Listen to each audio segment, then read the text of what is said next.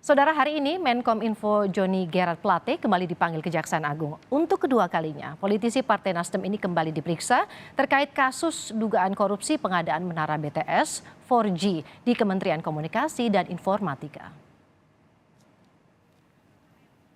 Rabu 15 Maret 2023, menjelang pukul 9 pagi, Johnny G. Plate tiba di kantor Kejaksaan Agung. Ini menjadi pemeriksaan kedua setelah 14 Februari 2023 lalu, Menteri Komunikasi dan Informatika ini diperiksa sebagai saksi dalam kasus dugaan korupsi pengadaan menara Base Transceiver Station atau BTS 4G dan infrastruktur pendukung Bakti Kominfo tahun 2020 hingga 2022. Sejauh mana peran pengawasan dan pertanggungjawaban Johnny Plate dalam dugaan manipulasi pembangunan proyek ini terus diselidiki. Dalam pemeriksaan sebelumnya, Plate diperiksa selama 10 jam dan dicecar 51 pertanyaan. Pada hari Rabu besok kita rencana memanggil saksi saudara JP. Kenapa beliau kita panggil? Tak hanya Johnny, adiknya Gregorius Alex Plate juga terseret dalam pusaran dugaan korupsi menara BTS Kominfo ini. Meski demikian, adik Johnny disebut telah mengembalikan fasilitas yang diterimanya dalam bentuk uang sebesar 534 juta rupiah terkait pengadaan menara BTS 4G Bakti Kominfo. Dan tentunya kita juga ingin tahu fasilitas yang telah dinikmati oleh saudara GAP, adik yang bersangkutan, apakah itu terkait dengan jabatan yang bersangkutan atau tidak. Namun yang jelas sampai saat ini fasilitas yang dia terima telah dikembalikan sejumlah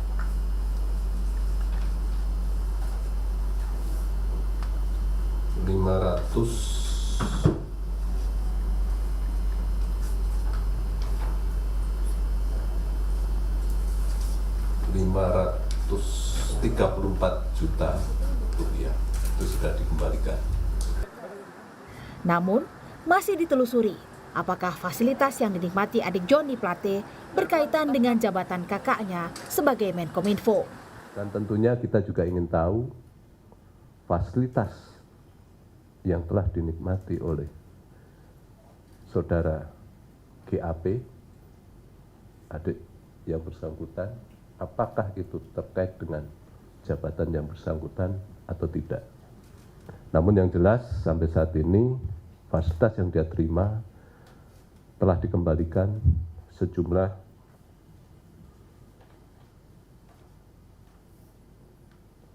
Rp534 juta itu sudah dikembalikan.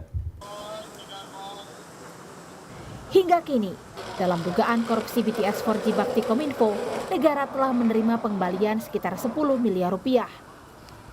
Program ini sebenarnya bertujuan mempercepat koneksi internet dengan membangun 4.200 menara BTS di daerah terdepan, terluar, dan tertinggal atau 3T. Dalam perkara ini, Kejaksaan Agung juga telah menetapkan 5 orang tersangka. Meski begitu, Presiden pun meminta semua orang menghormati proses hukum yang berjalan. Apanya? Ya, kita semua harus menghormati proses hukum. Semuanya harus menghormati proses hukum.